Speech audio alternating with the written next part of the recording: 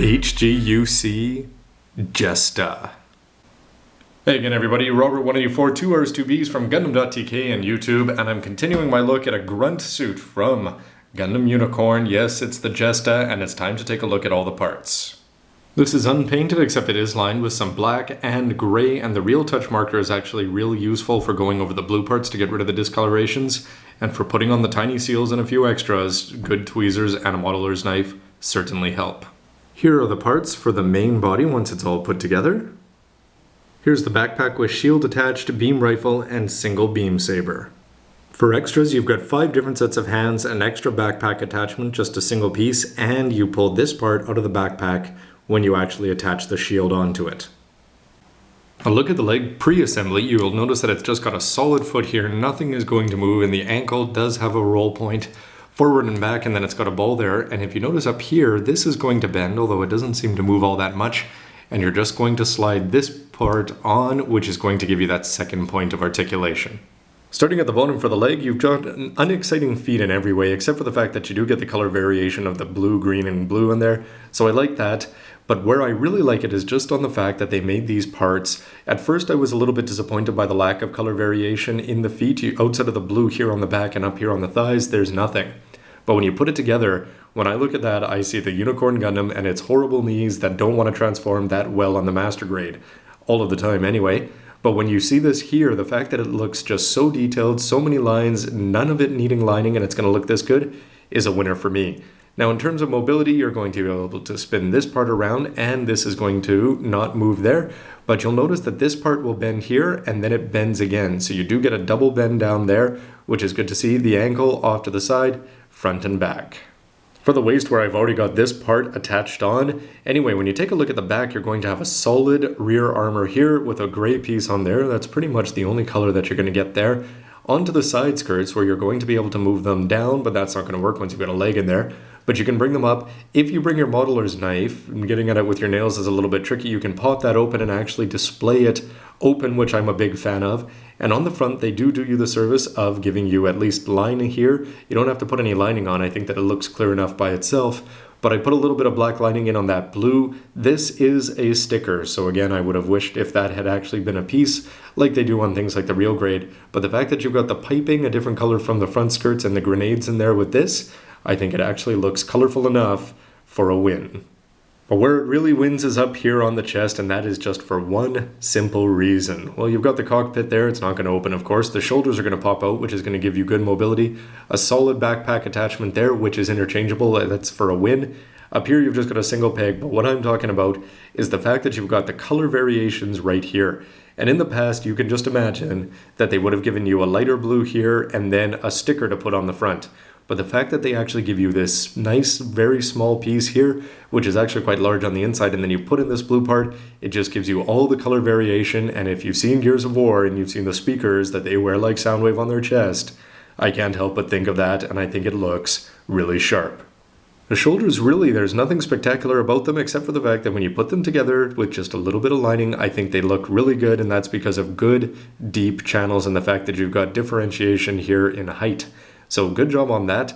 The shoulders themselves are going to spin around, and for the bend here, if you pop out that manipulator, you'll see that it's going to bend up just a little bit over 90. Now these arms are not symmetrical. Over here you're going to be able to put in the beam saber, and it fits in a little bit well. Might be a little hard to pop out, but just again a modeler's knife or toothpick will do the job. And this part shouldn't detach, so it's a little bit different from the new Gundam, but sharp overall. Here it is with the beam saber in, and the other arm, which is a lot wider, a lot squarer, and just both of them look very cool. This is the one that's probably going to be turning forward though more often than not. To the backpack, which again is simple yet effective. Again, deep channels really help. A little bit of black lining sure doesn't hurt either. But on the bottom you're going to have thrusters in gray that are going to move ever so slightly, but don't count on that. These parts up here on the top, this is the only moving parts here that matter. You can pop out this one, but that's not the one that counts. It's this one here, because once you do that, you can actually put on the shield attachments.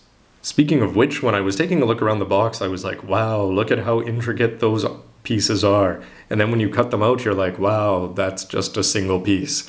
So really unspectacular. Basically, you've got a folded in version, which can keep the shield on only one way, and an extended version, which allows the shield to rotate around.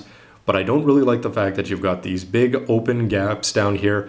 Whenever you read the hobby magazines and you take a look, the first thing that the pro modelers do is fill this kind of stuff in. Now, I'm too lazy to do that, but Bandai had a simple solution in the fact that you've got one attractive side and one ugly side. So why not have this side actually facing forward? Or they could give you even the option if they give you 4 of these so that you could put it off to the other side. Anyway, there's lots more that they could have done. The fact that they give you 2 and they seem to work is a win, but you're going to have to add a little bit more effort if you really want this to look good from the front.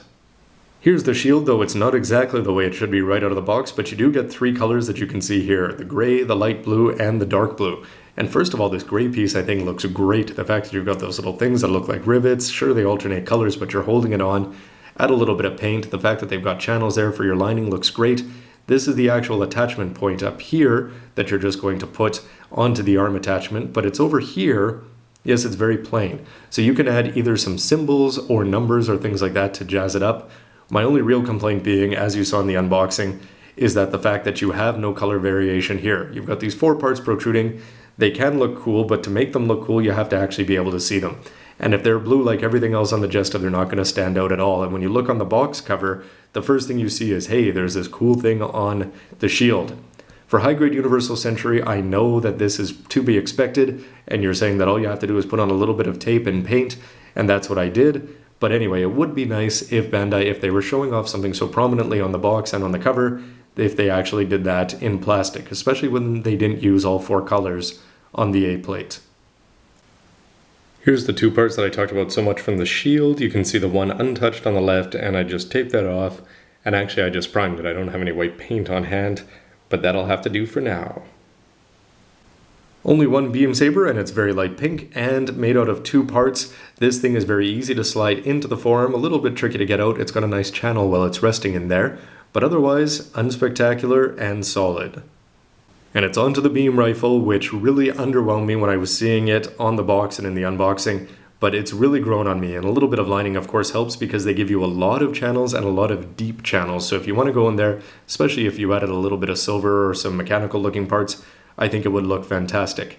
This can actually be used to put the manipulators around. It does have this peg which is going to hold it into the hand, and it's going to hold it in there well, it seems. So everything about this, despite the fact that it's only made of 3 simple parts, is great. But the real winner for me is if you look there, there's an orange sticker and an orange sticker. So you look like the sight. Just putting in that little second one on the back just makes it seem it's got that much more realism, well, as it's shooting some sort of Zeon suit. Finally, outside of the Marcus Phoenix chest, I think it's the head that's the real winner here for the Jesta. And I was looking at the Gustav Karl from Hathaway's Flash, and there are some similarities, but there's a lot of similarities to old ones, especially the sniper line from Universal Century, and I think that's a great thing. But the big winner for me is the fact that it lacks symmetry and color. You've got this thing sticking off to the side, reminds me of the Mark II's Vulcan pods, and over here you've got the dark blue part, which is just inset. When you put this together, there's no polycaps or anything in there, just huge parts that you plug in, put in the clear vest, or the clear face, the eye cover there, and then once you put on this mask, a little bit of lining, I have to say it looks sharp. Now, something I did that you may choose to do or not to do or think is crazy is that I cut up these extra little parts here. You've got extra orange part there, and the orange looks really good on the beam rifle and on the front, so I thought I'd add a little bit there to the sides, and I think I'm going to keep it, although who knows. Probably something that may just get pulled off after the fact.